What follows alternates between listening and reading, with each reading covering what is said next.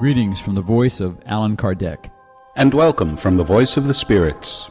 We are here once again to take you on another small journey through the Spirits book by Allan Kardec.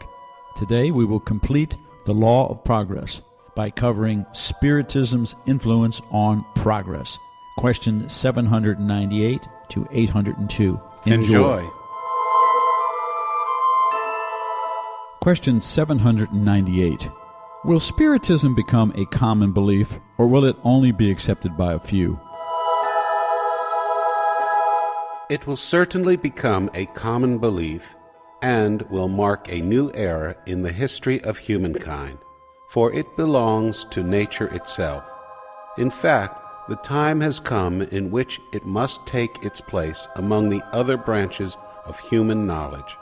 It will, nevertheless, have to withstand great struggles, more against personal interests than against conviction, because you must not ignore the fact that there are persons interested in fighting it, some out of self-centeredness, others from purely material motives. Its opponents, however, will become more and more isolated, and will finally be forced to think like the others, lest they make themselves look foolish. Author's remarks for question 798. Ideas are only transformed over time, never suddenly. They weaken from generation to generation and end up disappearing along with those who have professed them, who are replaced by other individuals imbibed with new principles, as is the case with political ideas in particular. Look at paganism. There are few today who profess the religious ideas of pagan times. And nevertheless, many centuries after the advent of Christianity, they have left behind traces that only a complete renewal of humankind can erase. It will be the same with Spiritism. It has made considerable progress, but for 2 or 3 generations, there will still be a phenomena of incredulity that only time will erase. However, its forward progress will be more rapid than was the progress of Christianity, because Christianity itself has opened the paths and has provided support for Spiritism. Christianity had to destroy, Spiritism has only to build. Question 799. In what way can Spiritism contribute to progress? By destroying materialism, one of the sores of society. It enables people to comprehend where their true interests lie.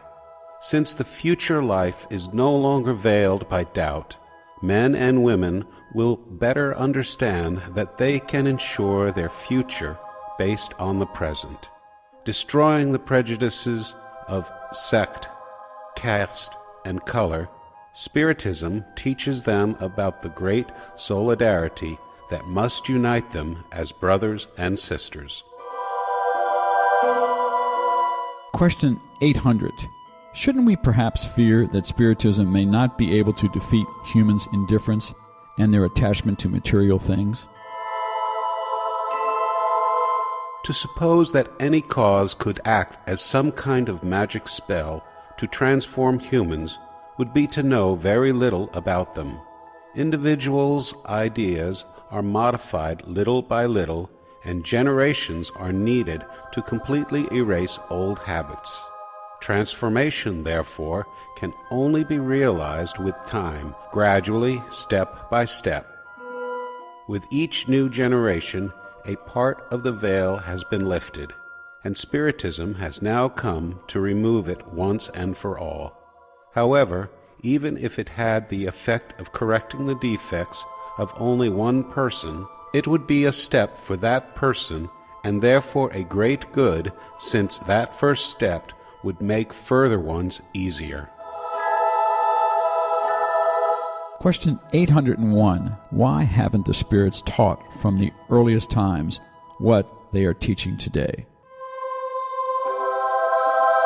You do not teach to children the same things you teach to adults, just as you do not give newborns food they cannot digest. Each thing has its own time. The spirits taught many things that humans distorted or did not understand, but which they are now capable of comprehending. Even though their teaching was incomplete, they prepared the soil to receive the seed, which is now about to bear fruit. Question 802. Since Spiritism must mark a step in the progress of humankind, why don't the spirits speed up this progress through manifestations that are so widespread and patent that they could lead the most incredulous to believe? You desire miracles, but God has sown so-called miracles by the handful right under your feet. Yet you still have people who deny them. Did Christ himself convince his contemporaries by the wonders he performed? Even today, don't you see those who deny the most obvious facts occurring under their very eyes? Aren't there those who would not believe even if they did see them? No, it is not by miracles that God guides humankind. Out of divine goodness, God wishes to leave to it the merit of being convinced through reason.